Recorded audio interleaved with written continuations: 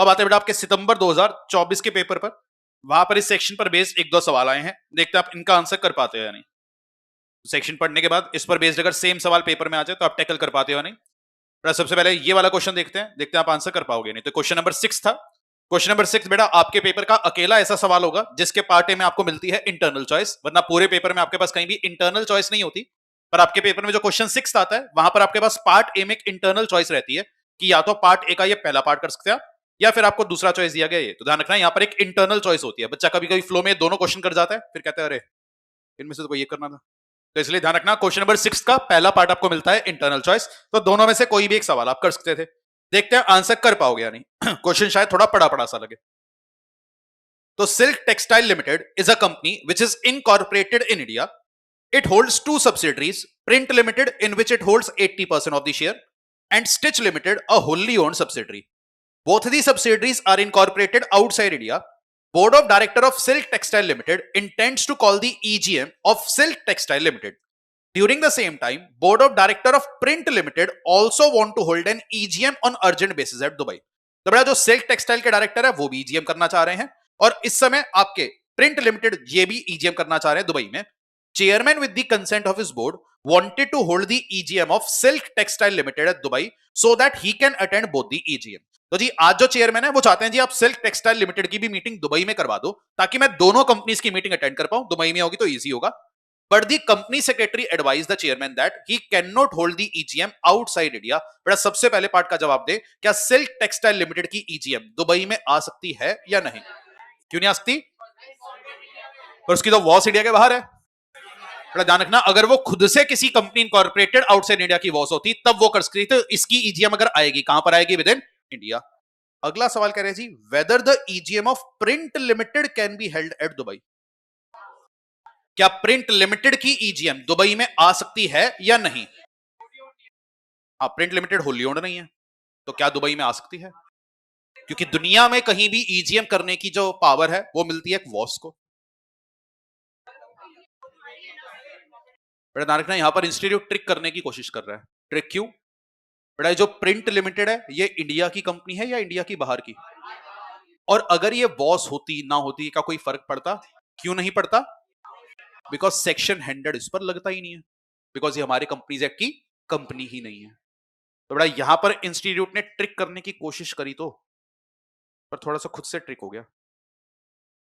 बेटा यहां पर पहले पार्ट का आंसर तो बिल्कुल ठीक था कि जी आप इस कंपनी की ईजीएम दुबई में नहीं कर सकते बिकॉज ये इंडिया की कंपनी है, तो मीटिंग होगी तो विद इन इंडिया ही कहीं होगी. पर मैं चाहूंगा इसके सेकंड पार्ट का आंसर आप एक बार रीड करें. Whether EGM of print limited can be held in Dubai.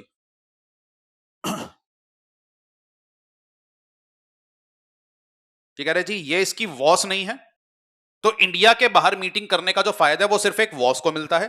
तो क्योंकि ये वॉस नहीं है तो इसकी मीटिंग अगर होगी तो इंडिया में कहीं पर होगी, इसलिए ये अपनी ईजीएम दुबई में नहीं कर सकता. This answer is totally wrong. Totally wrong क्यों? कि बड़ा ये तो कंपनी नहीं है, इस पर तो हमारा कंपनीज एक्ट नहीं लग रहा. तो बिना बात के जबरदस्ती का आंसर यहाँ पकड़ दिया. जब पेपर में सवाल आया था मैं पढ़कर बड़ा खुश था कि इंस्टीट्यूट ने बड़ा दिमाग लगाकर एक नेक्स्ट लेवल क्वेश्चन बनाया. अब जिस बच्चे ने ये पॉइंट पकड़ लिया होगा कंपनी नहीं है वो ठीक आंसर कर जाएगा. पर अब दिक्कत क्या है, जिस बच्चे ने दिमाग लगाकर पकड़ लिया कि कंपनी नहीं है उसका आंसर गलत है, और जो बच्चा शायद दिमाग नहीं लगा पाया वो कह रहा था अच्छा जी वॉस नहीं है तो इसलिए इंडिया में ही करनी पड़ेगी, उसका आंसर सही हो जाएगा. तो दिस इज टोटली रॉन्ग. तो बड़ा ये आंसर इनकरेक्ट है. ये इंस्टीट्यूट की सितंबर 2024 का ही सजेस्टेड आंसर है. तो आईसीआई ने सजेस्टेड आंसर जो रिलीज किया वहां पर ये आंसर दिया था, ये एकदम गड़बड़ है, ये नहीं होना चाहिए. आई होप आप समझ पा रहे हो कि क्वेश्चन में एरर क्या है. एरर आप समझ गए होगे. चलो मुझे नहीं पता किस हिसाब से करना है बेटा, मैं कैसे जवाब दूं इस चीज का, आप बताओ ना. मैं तो ये बता सकता हूँ कि आंसर ये है और इसमें गड़बड़ी क्या है वो समझा सकता हूँ. आपने शायद पकड़ भी ली कि गलत क्यों है, पर सही क्या हो पता नहीं. पर चलो अगर बच्चा यहाँ पर कंफ्यूज हुआ था इस पेपर में तो थोड़ा सा ब्रीदर मिल गया था बिकॉज इसी क्वेश्चन का एक और पार्ट था. पर अब दिक्कत क्या है बेटा, पहले पार्ट का आंसर करते समय तुम्हें थोड़ी ना पता है कि इंस्टीट्यूट मिस्टेक करेगा. तुम्हें तो अगर वो आता है तुम कर जाओगे, बाद में पता चलेगा कि जो नंबर रह गए. अब ऐसी मिस्टेक्स होनी नहीं चाहिए कि बेटा अगर इसकी वजह से कोई बच्चा 40 पर था, 60 पर था, रैंक के करीब था, सिंगल डिजिट रैंक के करीब था, तो उसमें बहुत बड़ा डिफरेंस आ जाता है. तो it creates a lot of difference. पर चलो कोई नहीं, अब क्या कर सकते हैं. आते बेटा अगले सवाल पर. और बेटा सबसे बढ़िया बात पता है क्या होती है, इस चीज को लेकर हम आईसीआई को कंप्लेन भी नहीं कर सकते क्योंकि आईसीआई कहता है ये सिर्फ सजेस्टेड आंसर है, जरूरी नहीं है कि हमने पेपर इन्हीं के आधार पर चेक किए हो. तो वो सस्पेंस पे रहो, खुद से पता लगाते रहो. ठीक है बेटा क्या करें, हम चलता है कि आप इस चीज को पॉजिटिवली बस ऐसे लो कि एटलीस्ट हमारा आईसीआई आंसर की रिलीज कर रहा है. वहां से हमें आंसर मिल रहे हैं। There are some examinations in India जहां पर बेटा आंसर की तक नहीं आती, जैसे कि यूपीएससी। आप यूपीएससी का मेंस का एग्जाम लिख कर आओ, आपको ये कभी पता ही नहीं चलेगा कि आप कहां पर फेल हुए, किस सब्जेक्ट में कितने नंबर थे, कहां मिस्टेक हुई, वो आपको आंसर की आपके आंसर शीट कभी देते ही नहीं है। तो ठीक है, उस मामले में ठीक है, कम से कम सजेस्टेड आ रहे हैं, हम कंपेयर कर इम्प्रोवाइज कर पा रहे हैं, तो वहां पर ठीक है, चलो कोई नहीं, ये चीज तो हमारे कंट्रोल के बाहर है। तो जो हमारे कंट्रोल में बस एक ही चीज है, क्या कि पेपर पेपर में बेटा 4-5 नंबर का इस टाइप का पेपर शायद आपको परेशान कर सकता है। तो इसलिए आपको अपनी तैयारी इतनी रखनी होगी कि अगर 4-5 नंबर का ऐसा पेपर कहीं आ भी जाए, कोई सवाल ऐसा टकर भी जाए, तो उससे आपके फेल होने का रिस्क ना बने। तो इसलिए अपनी तैयारी जरूरत से ज्यादा रखना। तभी मैंने आपको कहा था डे 1 पर मिनिमम से मिनिमम आपका लॉ का टारगेट 60 नंबर तो होना चाहिए, उससे नीचे तो सोचना ही नहीं है।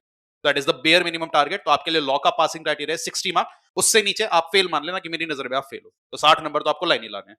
आते फिर भी इसके सेकंड पार्ट पर, जो दूसरा क्वेश्चन आया था, ये शायद इजीली है, इसको टेकअप कर पाओगे। क्रिएटिव टेक्सटाइल लिमिटेड एक अनलिस्टेड पब्लिक कंपनी है। कंपनी की पेड अप शेयर कैपिटल है 50 lakh, consisting of 5 lakh share having a face value of ₹10 each. बेटा एक बार क्वेश्चन आके खुद से रीड करो और आंसर करो। तो कंपनी की पेड अप कैपिटल आपको दी गई है 5 लाख शेयर्स की, पढ़िए और आंसर करिए।